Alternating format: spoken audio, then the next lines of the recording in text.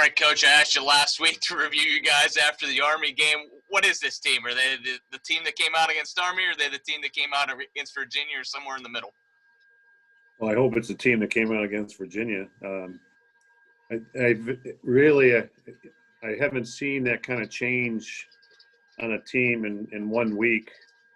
The things that we were doing, how we were playing defense against Army, and then how we played against UVA, especially when you have to know so many of their players at the offensive end of the field because they mix and match their position so often. Just the slide and recovery and the communication was huge. So it's we certainly played up to our potential, that's for sure. And then between, I think, Jacob Fopp, with the face-offs, and then Drake Porter, some very big saves, especially when UVA was trying to make a run. I think they played extremely well also. Thank you. Thank you. Next, we'll go to Lindsey Kramer. Well, good afternoon. Along the lines of defense, I wanted to ask you about Mr. Wykoff, who made his debut. Division III guy, finished his eligibility there. It's a huge leap between Division III and Division I. Did you have any concerns or worries that he'd be able to make that adjustment, or what told you that he was ready? We really like Kennedy up top if we can get him there. And Mitch been playing pretty well in practice. You would have seen him the week before, but he was banged up. And a lot to ask of him to go in there, like you say, making that kind of adjustment to Division I lacrosse and covering one of the best attackmen in the country. But he did a really good job.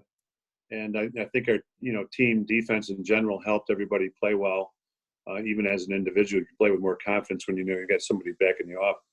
But he did a really nice job. And, the fact that he's come here and we can use him on close defense and be able to use Kennedy up top more. Because some of the transition and the goal that Kennedy got for us were pretty big, and we might not have had if he was down covering more. Do you foresee Mitch taking over as a starting close defender now? Yeah, I talked to Coach Rogers about it a little bit more. Some of it will depend on matchups again, but he'll play more and more. Yes. Yeah. Is the difference between Division III and Division I sometimes overstated? If you're a great player, you're a great player. Yeah, you look at Bertrand for Virginia, coming out of Division II, and he's made an immediate impact there. And then, time will tell is how Mitch plays. But he's played pretty well in practice, and he's fit right in. Very, very coachable, and very high IQ on the field, which is really nice to have at the defensive end, to be able to communicate and get others in the defensive package with sliding and recovering is big. You could see it on the field. I could see it. Thank you. Yeah. Thanks, Lindsey. Next, we go to Mark Larson. Hey, John. So you said it's the biggest jump between first and second game, and you talked last week about not having scrimmages or preseason games or whatever to get ready for. Do you almost look at that first game, almost game and a half, as that? Because the second half you guys were just dominating, and or where is your team? Are they somewhere in the middle of game one and game two? That's it's a great question. A little bit probably be able to answer that question better on Saturday, but. Yeah, I thought we played very well, and the guys really listened to us during the week. Even our clearing, Virginia is such a good riding team, and a lot with a 10-man team. But we got to clear up and out before they could get set in their ride. Guys like Peter Durth and Avilas, and running it out. So, yeah, it just was a huge difference between the two games. I'm not sure I can explain anything there. Thanks, Mark. Next, we'll go to Tyler Melito. Hi, Coach. I was just wondering what has impressed you so far with your first two midfield lines. Obviously, Tucker, Brendan, and Jamie on that first line were phenomenal against UVA, and then Kai's coming off the bench. So what has impressed you so far? They just have good ability. And, as we've talked before, I think the fact that a lot of these guys can go to either hand, helps our cause. And then to have guys like Lucas Quinn and Buttermore. Then we ran Owen Siebold in through the midfield to get some inverting because he's played mostly attack for us. So that worked out pretty well. We gave UVA a heavy dose of that, and we were able to produce off of it. We ran Griffin Cook in through the midfield at times. So we were able to get that second group in there. I think a lot of it too, we were roughly 22 for 33 in the face-offs, and their guy was almost 70% coming in, I think. So to have that many more possessions off, after goals with the face-off helped us run, more people and help us run that second line. And it was, it's good they got some more game experience and were able to produce. Thank you. Next, we'll go to Tim Nolan. Coach, Brett taking the LSM from close defense last week. That's the reason there's a bit of a difference. But, can you explain what you saw? Tim, you're cutting out there for a second, I think, for most of us. So we'll come back to you in a second. If you can fix that, see if you can fix that. Tara, you can go next. Hi, Coach. I was wondering about how you feel about Dordovic getting back in and really getting back into the swing of things on the field. Oh, it's great. I thought last year after that fifth game, he was really starting to come into his own. And, obviously the season ended, and then he's been able to pick up where he left off, from last year. So it's great to see him healthy and out there.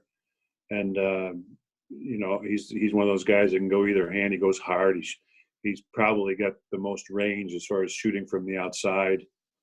So he's a 3-point shooter for us. So it's just, luxury to have him back and healthy. Looks like Tim's back there, so we'll try again with Tim if you're ready. Yeah, Coach, am I stable now? Yes. Cool. Yeah, I was just going to ask, obviously with Brett going from LSM to close defense, what did you see from him against UVA that he was really doing differently? Or does he just look more comfortable up top?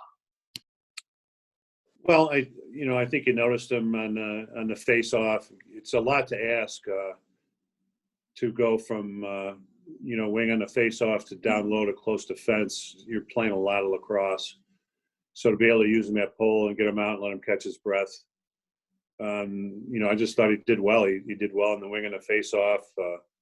He got a nice goal for us going from defense to offense and helped us clear the ball. He really got it. We got it on the defensive end of the field. He allows us to run it out. He's almost like having a short stick to run it out. And, I think I think that's the position that he plays the best, although he's been pretty unselfish in going where we need him the most. And just following up real quick, do you foresee him getting on the scoreboard more going forward this year because he's going to be up there? Yeah, I think if he's up there, I think he goes hard and he go right to the goal. There's no hesitation. So, I would think so. Yeah. Thank you. Yes. Next, we go to Nate Mink. Hey, John, I wanted to ask you a little bit about your face-off guys. I think we saw Fop throughout the whole game last weekend. Is he the guy, or are you riding the hot hand, or do you still intend to kind of mix Varela in moving forward? Well, just in a game like that, especially we're down by 1 at the end of the first quarter, we weren't going to experiment too much. He was, he was getting the ball out to himself, and he was communicating with his wings pretty well, and they were communicating with him, so he was able to get the ball out to them. I think even a couple that we lost, he had control of it, and it was just, we got out to the wrong space, and they were able to pick it up. But I think we'll ride the hot hand. The guys are ready to go right behind him. I mean, Danny's got a lot of experience, and Garlos does some good things. And Savage, the freshman, is I think he's going to have a bright future here. So, but a tight game like that, at least for 3.5 quarters, every possession's important. So we weren't going to experiment. And now that you've got a couple games in your belt, anything you've noticed on how the X is getting officiated? Well, I think that it was a little different from our first game to the second game there. You know, the rule interpretation that we had early on was that the official was going to set the ball down and then get out and blow the whistle fairly quickly. And if the face-off guys, whoever on either team, if their head was tilted or they were moving, they weren't standing still after the referee says set, then they were just going to blow the whistle and give it to the other team. Where if you watch this game, there are a fair amount of officials staying in there and kind of letting them adjust their sticks and get set. So that was a little different than the first game. We'll see if that's going to continue. I would think that that's going to be a matter of what the officials think they can see. So they may have to. I think in the UVA game kind of went back to a little bit more like it was, as opposed to how I thought the intention was for this year. But I think I don't even if you noticed that the official.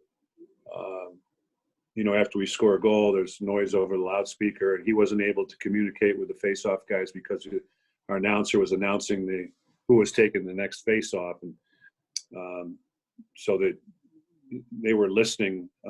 He wanted the players to listen to us, and they couldn't hear us with the announcement going on. Thank you. We'll go next to Mark again. Hey, Coach, I just wanted to see if you could talk about the offense a little bit too, scoring 20 goals. And Owen Seabald in particular, a name that we haven't really heard much of, but I guess he's a legacy. So you talk about Owen's contributions, if you expect more of the same out of him and just the offense in general. Yeah, Owen's been right here. And I think Coach March really thought, if you're going to go to the invert, since he's very comfortable at the attack end of the field. Owen's a big guy. He's probably 6'3", 195 pounds anyways. And he's a tough matchup. And he was bigger than the short stick that was covering him. They used the other short stick to play Chase Scanlon.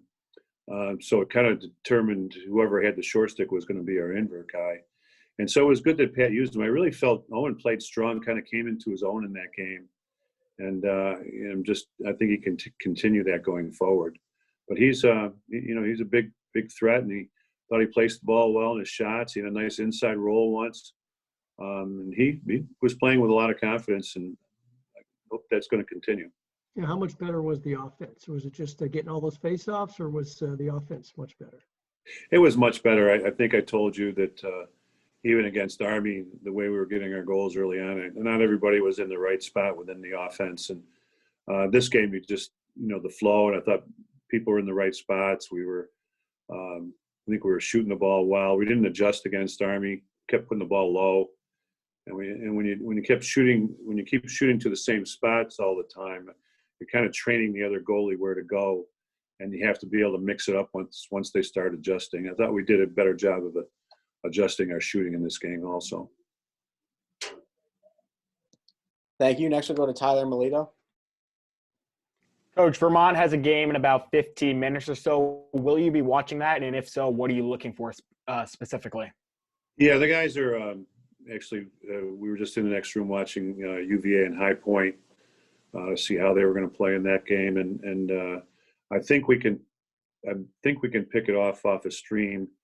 So, yeah, we will be. And either way, we'll get it off a huddle if we can't get it. But, we've watched their earlier game, and their personnel. I think McConvey and Lewandowski, did well in their first game. You got McCormick and Klosterman, and I don't know how to pronounce his name, number 45, Lemoyes. Probably starters, and they had a couple guys that didn't play in the game that had played in our scrimmage last year. We have that film also. So we're trying to get a feel best we can for them. We've already said how we're going to ride and clear against them, at least our first option. And Coach Rogers is getting the guys ready for what they're going to see offensively in their personnel. So we've got a couple days into them already, and we'll see through this film if they've made any adjustments or change any personnel or bringing back some personnel that played for them last year in the scrimmage against us that are coming back this year. So a couple of question marks, but we're already have a little feel for what they like to do. A little bit different because they have a number of Canadians. Most teams we play may have one or two, where they've got a bunch of Canadians. They're kind of one-handed players. They're really good in the two-man game. So it's defensively, you got to play them a little different than what we normally would. We have time for one or two more if anybody's got them. If not, we'll let Coach hop off. Good. Trey, we'll go to you for the last question. Right now, or? Yeah, right now. All You're right. going to raise your hand. Coach, you got Vermont this week, Stony Brook next week. Two America East opponents. What's it like to mix it up a little bit? Playing against a new playing against an unfamiliar conference this time around in the America East. Yeah, well, we've scrimmaged Vermont in the past, so we're probably more familiar with them. We haven't watched any Stony Brook yet. Soon enough, next week or over the weekend, I'll watch them. It was just really with the Big Ten, and the Ivy League not playing, that we wanted to get as many games in as we could, and those were the two teams that could fill this weekends for us. So that's pretty much how that came about. And it's always good if you can get some wins out of conference. That kind of helps where we are with the ACC. Fortunately, all the ACC teams are ranked pretty highly. But you get into something like the Big Ten, where the Big Ten are just playing themselves and nobody else. I don't know how that's going to affect the NCAAs when you don't have any comparisons against playing teams in different conferences. So I'm not sure how that's all going to play out. But I think if the ACC can get wins out of the conference, that's going to help our cause too. Awesome. That's all I need. Thanks, Coach. Thanks, Coach. Thanks, everybody else, for hopping on. We'll have players available tomorrow for you. You should have already got that email.